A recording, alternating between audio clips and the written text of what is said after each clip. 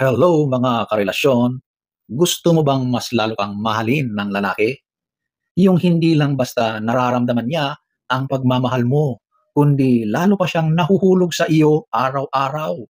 Sa video na ito, pag-uusapan natin ang paraang dapat mong gawin kung paano mo dapat itrato ang isang lalaki para mas lalo kanyang mamahalin. Hindi ito basta tips lang. Ito ay mga prinsipyo na hinugot sa tunay na karanasan at saikolohiya ng pag-ibig. Kaya kung handa ka na, simulan na natin. So, huwag na tayong magpaligoy-ligoy. Umpisahan natin sa number 10. Maging consistent ka sa pagmamahal mo. Ang pinaka-epektibong paraan para mas lalo kang mahalin ay ang consistency mo. Hindi lang sa una ka sweet, tapos habang tumatagal ay nagbabago ka na. Kapag nakita ng lalaki na pareho pa rin ang turing, ang trato mo sa kanya, kahit may mga problema, kahit abala ka, kahit hindi ka laging masaya, doon niya nararamdaman na ikaw ay tunay. Ang ganitong klaseng pagmamahal, hindi lang minamahal pabalik, kundi binabalikan, pinapahalagahan, at inaalagaan. Okay? So, punta naman tayo sa number 9. Maging active sa S at affectionate. Hindi lang emosyonal na koneksyon ang mahalaga sa lalaki. Mahalaga rin ang physical at sensual na koneksyon. Ang pagiging malambing, hawak sa kamay, pagyakap, paghalik, lahat yan ay nagsasabi sa kanya na mahal kita at gusto kita. Hindi ito tungkol sa S lang, kundi sa intimacy. Ipakita mong gusto mo rin siya, hindi lang bilang partner, kundi bilang lalaki. Dito mo siya mas lalong mahuhulog. Okay? So, punta naman tayo sa number 8. Maging masayahin kang kasama. Ang isang lalaki, kapag na-associate niya ang presence mo sa saya, hahanap-hanapin ka niya. Maging masayahin kang kasama. Hindi ibig sabihin ay kailangan mong maging clown. Ibig sabihin, maging positive presence ka. Iwasan ang madalas na drama o reklamo o away. Kapag nararamdaman niyang may peace of mind siya sa iyo, mas lalo kanyang mamahalin at iingatan. Number 7. Iparamdam mong mahalaga siya sa buhay mo. Minsan, akala natin, alam na ng lalaki kung gaano siya kahalaga sa atin. Pero, gaya ng babae, gusto rin ng lalaki na naririnig at nararamdaman na importante siya. Kaya iparamdam mo yan sa maliliit na bagay. Tanungin mo siya ng opinion niya. I-update mo siya kahit sa mga simpleng bagay. At minsan, sabihin mong salamat kasi nandyan ka. Malaking bagay yan sa puso ng isang lalaki. At kapag nararamdaman ng lalaki yan sa iyo, sigurado na mamahalin ka niyan pabalik. Number 6. Maging totoo ka. Hindi kailangan ng lalaki ang perpektong babae. Ang kailangan niya ay ang totoo. Maging totoo ka sa nararamdaman mo, sa mga gusto mo, at sa pagkatao mo. Ipakita mo ang kahinaan mo at huwag kang matakot mag-open up. Kasi sa tuwing nakikita niya ang tunay mong sarili, doon niya mas lalo kang minamahal. Hindi dahil sa pagiging perpekto mo, kundi sa pagiging tunay at authentic mo.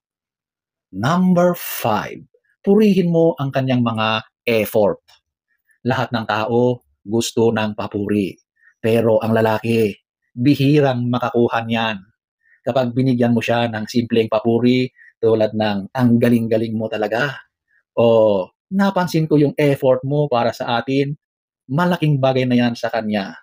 Mararamdaman niyang appreciated siya at hindi lang siya provider, kundi taong pinapansin at pinapahalagahan. At dahil doon, mas uusbong ang kanyang pagmamahal sa iyo.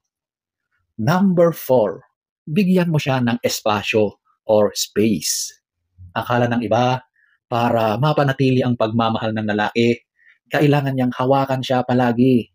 Pero sa totoo lang, ang healthy space ay isang regalong maibibigay mo sa kanya. Hayaan mo siyang magka-oras para sa sarili niya, sa barkada niya, o sa mga hilig niya. Hindi ibig sabihin nito ay hindi ka mahalaga, kundi pinapakita mo na mature ka at hindi ka sobrang clingy. At kapag naa-appreciate niya yan, siya mismo ang kusang lalapit sa'yo ng mas malalim. Wow, di ba? Number 3, suportahan mo siya sa panahon ng kahinaan. Hindi lahat ng araw ay tagumpay para sa lalaki. May mga araw na bagsak ang loob niya o nawawala siya sa direksyon. Sa mga panahong ito, mahalagang naroon ka hindi para husgahan, kundi para damayan siya. Maging mahinahon ka. Huwag mo siyang pilitin na magsalita agad. Maging tahimik kang kasama. Minsan, sapat na ang presensya mo para maramdaman niyang hindi siya nag-iisa. At kapag nakita niya yan, lalo kang magiging espesyal sa puso niya. Punta na tayo sa number 2. Kilalanin mo ang kanyang mga pangarap. Isa sa pinakamatinding paraan para mahalin ka lalo ng isang lalaki ay ang pagiging interesado mo sa mga pangarap niya. Tanungin mo siya tungkol sa gusto niyang maabot, kung ano ang mga nagpapasaya sa kanya, at kung ano ang gusto niyang patunayan sa mundo. Kapag nararamdaman niya na kasama ka sa tinatahak niyang journey at hindi ka hadlang, kundi ikaw ay nagiging inspirasyon, mag-iiba ang tingin niya sa iyo. You become not just a girlfriend or partner, you become a lifetime ally. Wow, ang sweet, di ba? So, punta na tayo sa number 1. Igalang mo siya. Ang respeto ay napakahalaga sa isang lalaki. Maraming babae ang nagmamahal pero nakakalimutan na ang lalaki ay nangangailangan din ng respeto para maramdaman niyang mahalaga siya. Kapag nirerespeto mo ang mga desisyon niya, pananaw niya sa buhay, at ang kanyang mga hangarin, mas lalo siyang magiging bukas at malapit sa iyo. Huwag mo siyang ipahiya sa harap ng iba, lalo na kung may pagkakamali siya. Kausapin mo siya ng pribado at maging mahinahon. Tandaan, ang respeto ang gasolina ng pagmamahalan. Sa pag-ibig, hindi mahalaga kung paano ka kaganda o karupok. Ang mahalaga, paano mo pinaparamdam ang pagmamahal mo. At kapag marunong kang dumiskarte, magbigay ng respeto at maging tunay, kahit sinong lalaki ay matutong magpahalaga at mas lalo kang mamahalin. Sana ay may natutunan kayo sa video natin ngayon. Kung gusto mong mas marami pang ganitong kaalaman, huwag kalimutang mag-subscribe, i-like ang video, at i-share sa mga kaibigan mong nangangailangan din ng ganitong payo. So, sana ay nagustuhan nyo ang ating topic for today. Next story time. Don't forget to subscribe.